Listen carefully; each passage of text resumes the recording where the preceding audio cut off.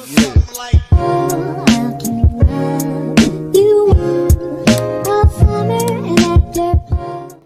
guys, and welcome back to my channel. My name is Eghe and this is Fictional Heaven. And so today guys, we're going to be doing my wrap up for January, and in January I read 20 books. So let us begin. So the first book I read in the month of January was A Not So Meet Cute by Megan Quinn, and I gave this book 3 stars. Basically this book is about a young lady. I can't remember her name. I never seem to remember their name. I'll put her name here. But this young lady and this young man named Huxley. So basically, these two people are facing some issues in their life, where the young lady has just lost her job and she needs money to live, and her nemesis stroke former boss is hosting their high school reunion, and she needs to show off to said nemesis that she's doing well in life. And so she's looking for a rich husband, trophy husband to show off. And the young man is trying to make a business deal, and in order to make said business deal, he needs to show that he is down to earth. And what better way to show that he's down to earth by lying that he has a pregnant fiancée. So these two people meet one evening and they decide to form this deal. 3 stars. It was actually really funny. Like, there were some funny moments, and for me, it was a slow burn because nothing happens until after like 60% of the book. So yeah, so we have that, ladies and gentlemen. So anyway, 3 stars. And then the next book I read was You Have Reached Sam by Dustin Cow. I also gave it 3 stars. This is basically about this young lady. I think her name is Jenny, and book starts after the death of her boyfriend Sam, who died in a car accident, and she is kind of having a hard time letting him go, and she doesn't want to think of him as dead. And then one day she calls his phone and he picks up. So now she has a chance to say goodbye to him properly, but she's still having a hard time letting him go. So yeah, so basically this book deals with grief, and like how to cope, but not necessarily how to cope, but it mostly deals with grief of losing someone you love that was really close to you. And yeah, and I gave this 3 stars. It was definitely really sad, but I feel like this book will hit home more for people who have lost someone, and they will just be able to relate in a way that's painful. So yeah, the next book I read was They Both Die at the End by Silvera. I gave it 4 stars. This book is about 2 boys who learn that they have one day to live, and then they go and spend the day together. So yeah, that's basically it. I definitely cried for this one, especially towards the end. It was really, really sad. I felt bad for them. There was a lot of thoughts of regrets on like how they lived their life, and regretting how they lived their life, how they did not do everything they wanted to do, having only one day to live. They'll never see themselves go to college or have family, fall in love. It was just sad and very depressing. I really did not need the energy this book was bringing the night I read it. For even thinking about it, I feel like crying. But yeah, it was very depressing to read, but I enjoyed it.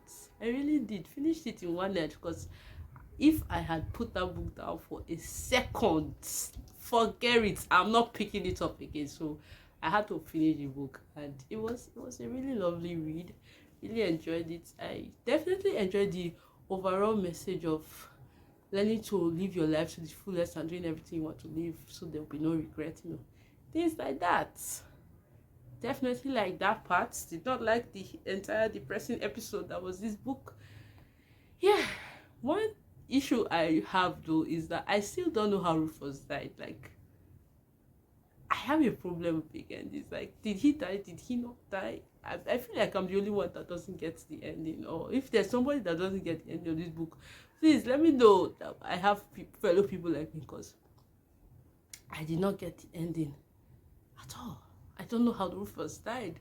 And one other issue, very minor, very unimportant, is that I wasn't really feeling the love, like the love between the boys, like the chemistry and the whatever. I didn't really feel it as per. I think it's because it was Insta love, Shan. I don't do Insta love. Insta love is not my jam. We're not friends. We are not vibing. We don't vibe, me and Insta love.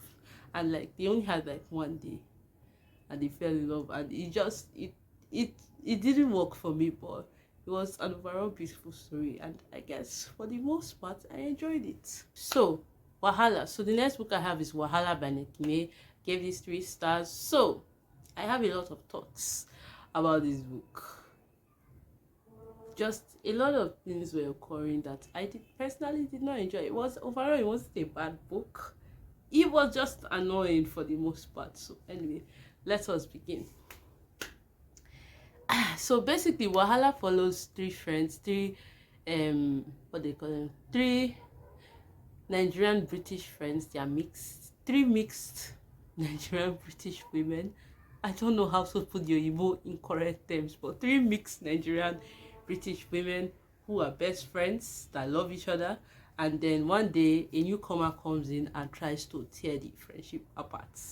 That's the best way I can put it without giving too much spoiler. One thing I'm going to say for sure is that the book was definitely messy, because it promised, from the synopsis, it promised messiness, and it definitely delivered on that aspect. It was definitely messy. There was a lot of drama going on all around in each of the characters' life. Everybody was just doing something, messiness all around. So in that aspect, it was entertaining to read.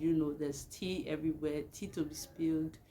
You get it. But one thing was that it was definitely slow-paced. I actually went into this book thinking that the drama was going to happen from page 1, like from chapter 1, things will already be occurring. But it actually took some time to build up to the drama, which was fine. It's like, I'm not saying it's a bad thing. I just want to warn you, in case you are someone like me that thought it was happening from chapter 1. It doesn't happen. From chapter 1, it takes time. For me, the good thing about this book was that there was actually drama. The book actually had drama, which was fun to read about. Now we go into what I didn't like. First of all, it's not necessarily I didn't like. I just feel like the friendship between these women already had cracks, even before the newcomer, Isabel, came to the group. Like, their friendship looks really toxic to me, even without Isabel. It already felt toxic to me, so we're just going to put that aside and go into the characters. Number 1, Boo. I don't like Boo. As a character, as a person, I don't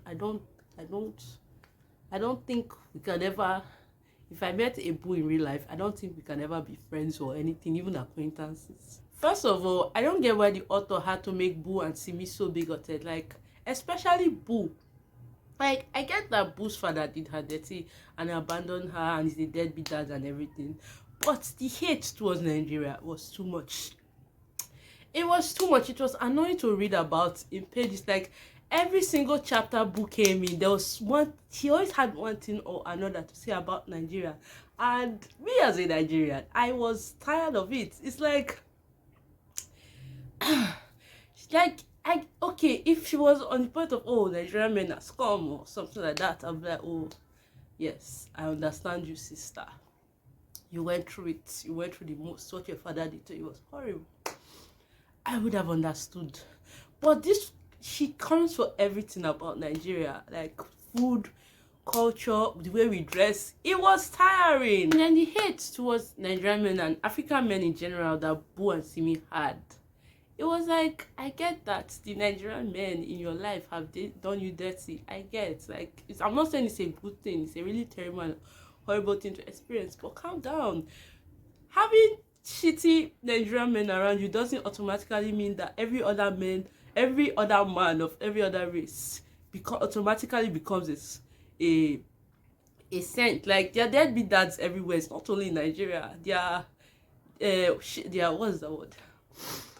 Shitty boyfriends, like dodgy boyfriends, are all over the world. It's not just on the African continent. Okay, let's calm down a bit. Second issue with Boo was that the young lady always likes to victimize herself.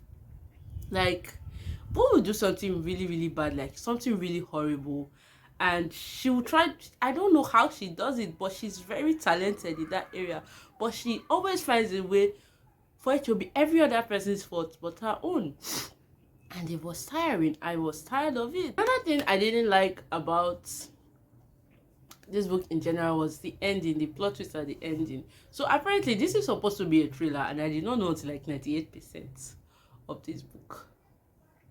And yeah, so that's number one. And then the plot twists, the coincidences, it was too much. It was very unrealistic. There's no way you want to tell me that the coincidences at the ending in this book is realistic. First of all, we're too many in Nigeria. Like, we have one of the highest population in Africa. Like, we're too many for these coincidences to possible. There's no way. There's absolutely no way that it's not three. All three plot twists at the end of this book were possible in a country as big, with a country with such a high population. Like, how? Maybe one or two, no problem. But all three, four of them, no way. So the plot twists were very unrealistic, very cartoonish. The thrillery aspect, like, I don't want to go into too much spoilers, but like, it did not make sense. And then Isabel's character was too one-dimensional.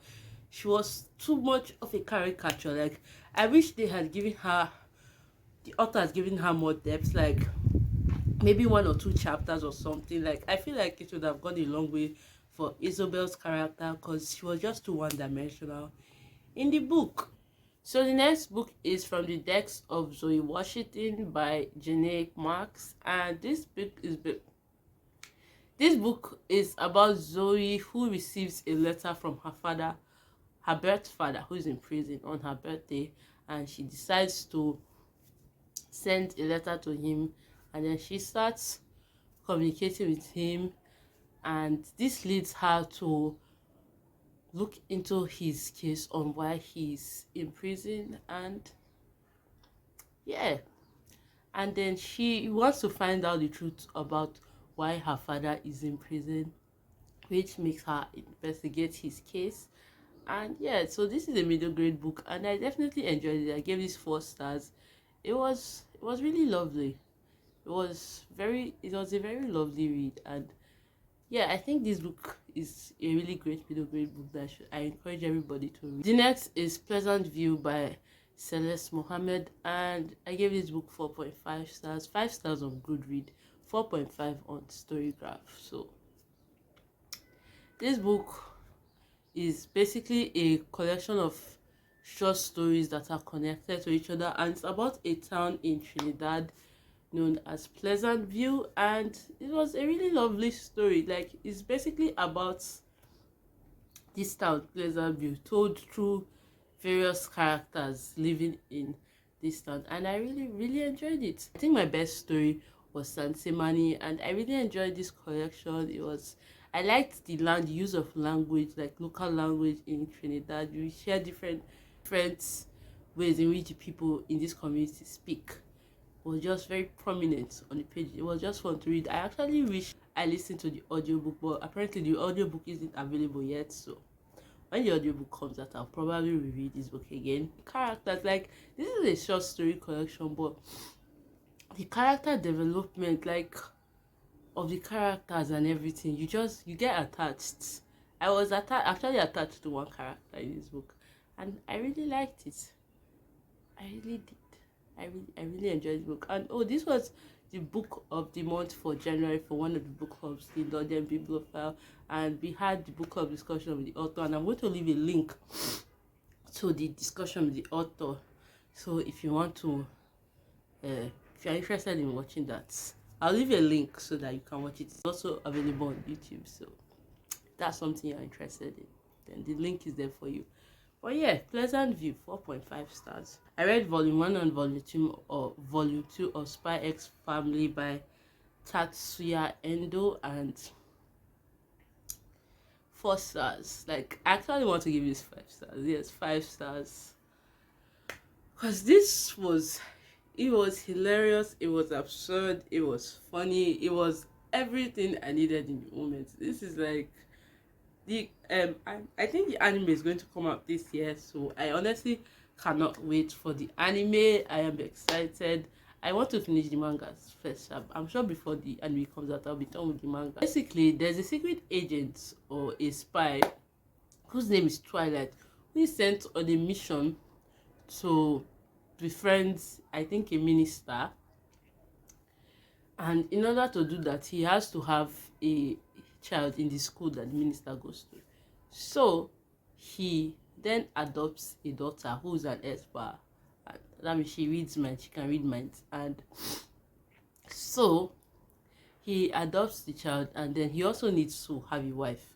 So he then meets this random lady at a tailor shop and decides to propose to her. And this random lady he meets happens to be an assassin. And they're in a period where a woman living alone is very suspicious, and she can be reported as a spy and then killed. So because of her own situation too now, she decides to agree to his proposal, and then they form this very unlikely family. And it's just hilarious because the expert daughter knows what's going on both sides, but she can't tell them that she's an expert, and he's a spy. He can't tell them because he thinks they are ordinary people. He doesn't know that his wife is an assassin, that she doesn't know that her husband is a spy. So it's just a very funny situation, and it's a very light-hearted book, very funny, nothing to be taken too seriously, and it is just a fun world all around. So the next is Chainsaw Man by Tatsumi Fujimoto, and I gave this 4 stars. I wanted to initially give the entire manga because I finished the entire manga, at least the first part that is out now, volume 1 to 11. I finished everything, and I gave it 4 stars. I was initially going to give it 5 stars, but the last 2 volumes were kind of disappointing because, yeah. So basically, this follows what's this young man's name again? Denji. So Denji, at the beginning, is an orphan, and he's trying to repay the debt of his late father by being a demon. Is he hunter now? Yes, devil hunter. So basically, there are devils in this world which are basically like demons, and you can make money by killing them. So he tries to kill devil hunters in order to pay up his father's debts with his pet devil, Pachinto, something like that. I've forgotten the name of the pet devil. That is like, his pet devil is like a chainsaw, a dog chainsaw. Some things happen which leads to Denji almost dying, or basically he almost dies. And so he makes a contract with his pet dog devil chainsaw, and then his pet dog chainsaw dog decides to, they make a contract where his pet devil becomes his heart in order for him to live again. And from there he becomes Chainsaw Man, and then he's scouted by the public safety devil hunting committee. It's like police but for devils. They are devil hunters, but like public devil hunting safety. I've forgotten the name, but they work for the government and they hunt devils. And so he's scouted by them, and yeah, the story continues from there. I don't want to say too much because I feel like I'll give too many spoilers. So anyway, the story continues from there, and I really was enjoying it. It's very action-packed, very fast-paced. A lot of things occur. One thing I can tell you for sure is that don't get too attached to characters, because it never ends well for them. As the characters you like, it never ends well for the characters you like. So yeah, 11 volume of just action-packed, fast-paced, like very well choreographed fight scenes in the manga. And then there's a lot of gore too in this book. Like, there's just a lot of gore all around, and it was fun for the most part to read until the last 2 volumes, which were kind of disappointing. I just feel like the last 2 volumes, first of all, volume 9 was a masterpiece. Volume 9 was beautiful. I feel like when this manga gets animated, because it's getting animated this year, I believe it's coming out, the anime is coming out this year. I feel like when volume 9 gets animated, I'm going to cry, because volume 9 was a masterpiece, and then after volume 9, things just go downhill. Like, the story becomes very convoluted. A lot of new twists come up that are never fully explored, so there's just a lot of plot holes. The story is a bit convoluted. The the surprise villain. As of that point, I don't really get the motivation of the villain. Like, things were just happening. There was just a lot of meaningless fight scenes that really did not make sense to me, because I honestly did not know what people were fighting for.